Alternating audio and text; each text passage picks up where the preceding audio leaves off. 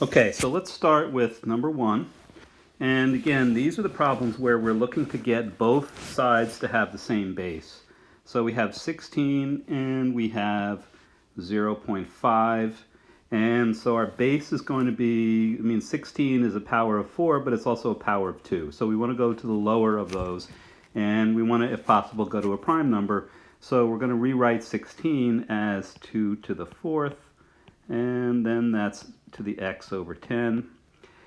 Meanwhile, 0.5 we can rewrite as 1 half, and 1 half is equal to 2 to the negative 1. So we end up with 2 to the negative 1 to the 4 minus 2x, and these two are equal. So when we have a base raised to a power, raised to a second power, we multiply those two, and so this simplifies to 2 to the negative 4 plus 2x is equal to 2 to the 4 times x plus x over 10, which gives us 4x over 10. Now that we have the bases equal and we know the two sides are equal, we can set the exponents equal, and so that'll give us negative 4 plus 2x is equal to 4x over 10. And I'll first, by multiplying everything by 10, which will give me negative 40 plus 20x is equal to 4x. And when we simplify here, we're going to get negative 40 is equal to, we'll subtract 20x from both sides, so we'll get negative 16x. And when we divide both sides by negative 16, we get x is equal to negative 40 over negative 16, which simplifies to 5 over 2, or 2.5. Okay, so the next one is a little more complicated because it has these outside factors. So the first thing we're going to do, and should always be the first thing you do, is we're going to divide both sides by the common factor of 15 and 5, which is 5. And that's going to leave us 3 times 9 to the x minus 3 is equal to 27 to the 2x plus 1. Okay, tempting as it is, we cannot multiply this 3 by this 9, because this 9 is actually not 9, it is 9 raised to the x minus 3 power. So its value depends on the value of x, and we can't multiply the 3 times this because it won't really reveal anything to us. But what we can do is we can say 3 times 3 squared to the x minus 3 is equal to 3 cubed to the 2x plus 1. And now we have the same situation we've had before, except we have this additional factor. So let's simplify to get 3 times 3 to the 2x minus 6 is equal to 3 to the 6x plus 3. Okay, now what to do with this 3 here? Well, this 3 we can rewrite as 3 to the first, which means that we now have 3 to the first times 3 to the 2x minus 6. When we have two bases that are the same multiplied by each other and each is raised to an exponent, we add the exponents. So this becomes 3 to the 1 plus 2x minus 6, and that is equal to 3 to the, when we simplify here, 2x minus 5. And we know that that is equal to 3 from above, 3 to the 6x plus 3. And so now, since these two are both equal to each other and the bases are equal, we can set 2x minus 5 is equal to 6x plus 3. We'll add 5 to both sides to get 2x. Well, actually, no, let's subtract 2x from both sides to get negative 5 is equal to 4x plus 2, which means that when we subtract 2 from both sides, I'm sorry, that's a 3, so 6x plus 3. So we end up with 4x plus 2. And so when we subtract 2 from both sides, we're going to get negative 7 is, sorry, this is a 3. We're going to subtract 3 from both sides. We get negative 8 equals 4x, and x is equal to negative 2. Okay, sorry about the confusion. Okay, let's take a look at the next one here. Okay, so here we have a problem where we have two fractions. We have a couple of fractions in the numerator, and then we have some fractions in the denominator.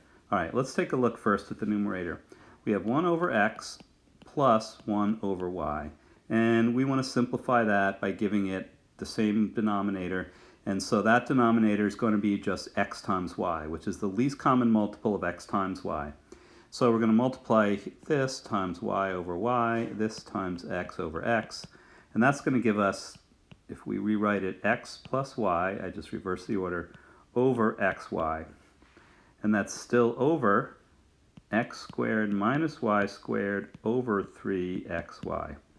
Well, when we're dividing one fraction by another fraction, what we're doing is we're multiplying the numerator times the reciprocal of the denominator. So this is the same as saying x plus y over xy times 3xy over x squared minus y squared. All right, notice that we have in the numerator here, we have a 3xy. In the denominator, we have an xy. Well, we can divide top and bottom by xy, which will leave us just 3 times x plus y over x squared minus y squared.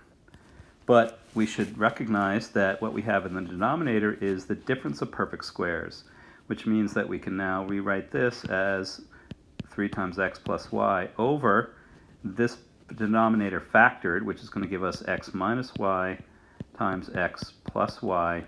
And the x plus y's cancel out. We end up with 3 over x minus y. There would have been several other ways to do that, but that's a way that will reliably work and give you an accurate answer. Okay, let's clear the fractions. Look at the next page here. All right, and take a look here. All right, so now we have the square root of 20 minus the square root of 5 over the square root of 10 minus the square root of 2. Okay, so what we had talked about was how we can simplify this denominator, which has radicals in it, by multiplying it by its conjugate. But what we have to do then is multiply the top by the conjugate as well, so we have to multiply everything by square root of 10 plus 2 over the square root of 10 plus the square root of 2. These two, the root 10 minus root 2 and root 10 plus root 2, are conjugates. A minus b times a plus b.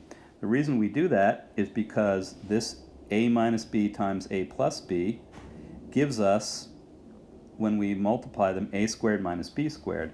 So we end up with our denominator as the square root of 10 squared minus the square root of 2 squared. And that's going to be equal to 10 minus 2, or just equal to 8. So now we know that our denominator is just going to be 8. Okay, our numerator, we need to multiply everything up in the root 20 minus root 5 times root 10 plus root 2. So we can make a little multiplication table if we'd like. Minus root 5, root 10 plus root 2. So this gives us root 200 minus root 50. And we get root 40 minus root 10.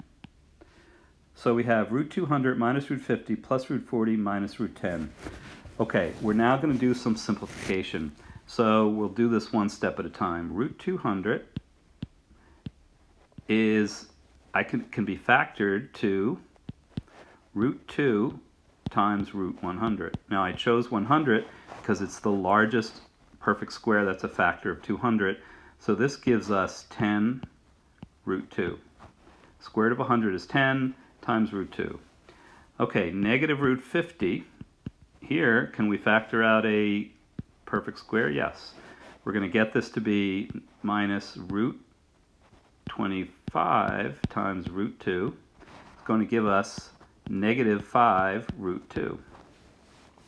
Root 40 is equal to root 4 times root 10, and 4 is the largest perfect square, that's a factor of 40. And this then is going to be equal to 2 root 10. And then we just have negative root 10, which is just going to be equal to negative root 10. So we are looking at now a root 10, or I'm sorry, 10 times root 2 minus 5 times root 2. So these two are going to combine to give us over here 5 root 2. And then these two will combine. We have a 2 root 10 minus a root 10. They're going to combine to give us plus root 10. So here's our factorization and our simplification. 5 root 2 plus root 10 over 8. Okay, next one, we have another situation where we want to multiply by the conjugate of the denominator. So we'll multiply by root x plus 2 over root x plus 2. And again, we're multiplying by 1 here, so we're not changing the value. Okay, in the bottom, as our denominator, we're going to get root x squared minus 2 squared, which is going to give us x minus 4. On the top, we're going to get root x times root x, which is going to be x, and then root x times 2, which is going to be root x times 2, or 2 root x. So we're going to end up with x plus 2 root x, and that's our final. We can't not simplify that.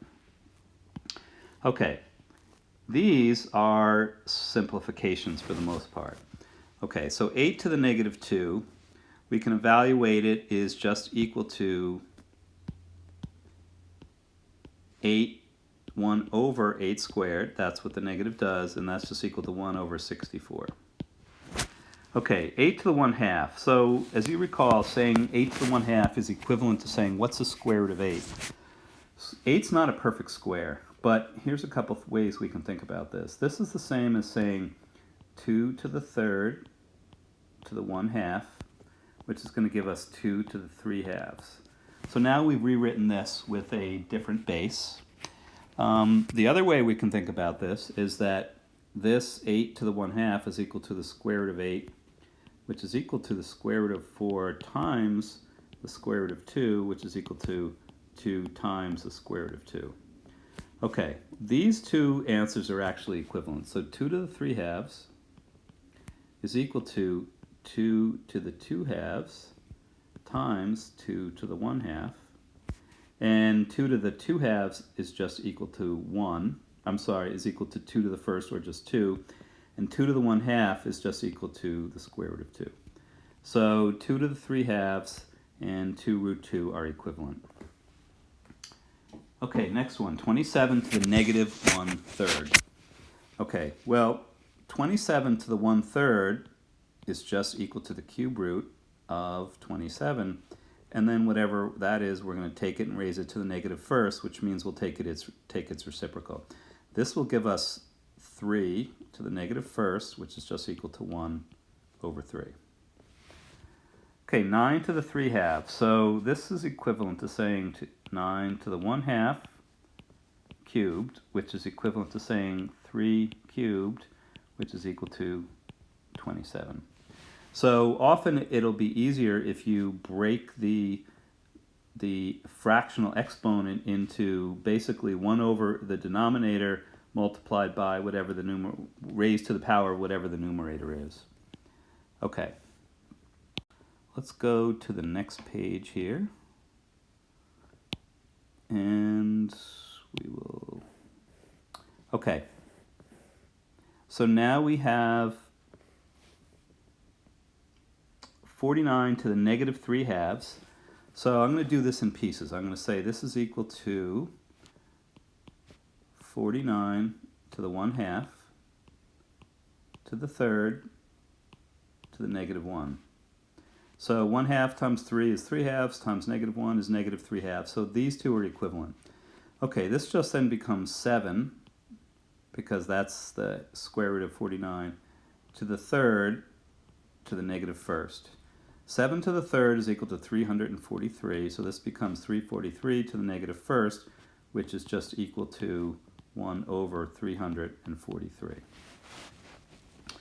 Okay, next one. 9 quarters to the negative 3 halves. Okay. Once again, I'm going to break this into pieces. So let's say 9 quarters to the 1 half. That raised to the third. That raised to the negative 1. All right.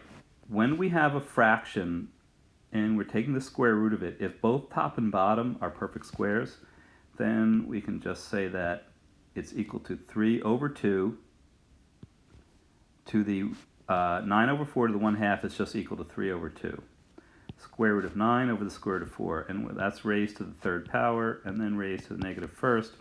So this is just going to give us 27 over 8, which is 3 cubed over 2 cubed, to the negative first.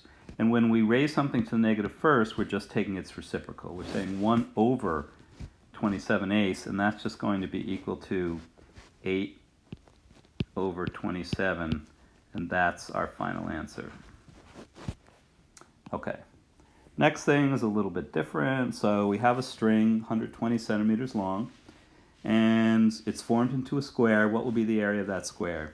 All right, well, we know that the string then will form the perimeter of the square, and the perimeter of a square is equal to 4 times the side length, and that therefore has to be equal to 4s, which means that the side length has to be equal to 30. And then we know the area is just s squared, which is equal to 30 squared, which then will be equal to 900 centimeters squared. Okay, so the idea was we set the perimeter equal to 120, use that to find the value of s, which we needed to use to calculate the area, and we calculated the area. Okay, it's the same idea here. The string is formed into a circle, and so we know that it's 120 centimeters around. And what we call the perimeter of a circle is the circumference. We know the circumference is equal to 2 pi r, which means that it is equal to 120. So we can divide both sides by 2 here and say pi r is equal to 60, which means that r is equal to 60 over pi. The reason that we needed the radius was because the area of a circle is expressed in terms of the radius as pi r squared. So we can just replace the r with 60 over pi to get a is equal to pi times 60 over pi squared. So the area is equal to pi times 3600, which is 60 squared, over pi squared. And so this pi and one of these pi's will cancel out. And so we just end up with 3600 divided by pi, and then you could find the precise value on your calculator. Okay, the next one is, what if it's formed into an equilateral triangle? What will be the area of that triangle? Okay, so let's work that through here. So here we have equilateral triangle, which means all 3 sides are congruent, same length, which means that each side will be 40 centimeters because the string available to us is 120, so we divide that by 3 to get 40, 40, 40.